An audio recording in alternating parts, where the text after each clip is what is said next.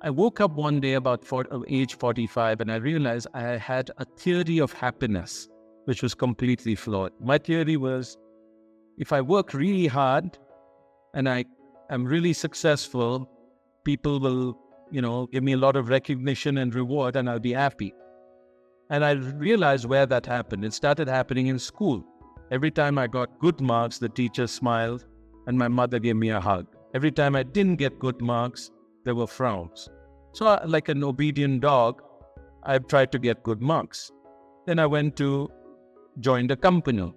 Every time I did some good work, boss was happy, gave you a raise, a promotion. Every time you didn't do it, you got a kick. So you're trained. Okay. So you get on this treadmill. The problem is, like an alcoholic, you need to drink more and more to get the same high. And one day you wake up and you say, man, how long can this continue? I'm no longer enjoying this. I'm no longer happy. So I spent 10 years reading about the literature from different religious faiths. I went through counseling to understand this issue of happiness. First of all, happiness has nothing to do with success or achievement or what you have in your life. We all know people who have everything and are miserable. We all equally know people who have nothing, but they're always smiling. So it's an attitude. It's a psychologist called this synthetic. Synthetic means it's manufactured by our mind. And so the trick here is to control your thoughts. The second thing I learned painfully is the more you think about yourself, the more unhappy you're likely to be.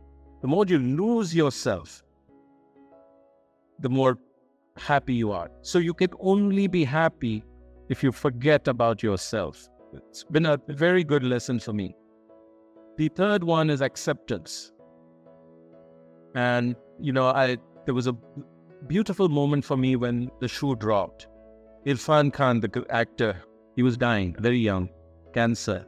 And the person was interviewing. He said, how are you able to smile when you know you're going to die in 2 months? I said, well, I'd hope life would be different, but life has no obligation to give us what we expect.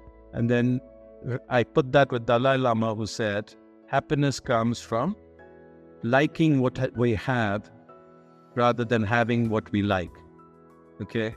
So this is very hard for me because I used to think, I wish I were a big CEO of a big company like Satya Nadella at Microsoft.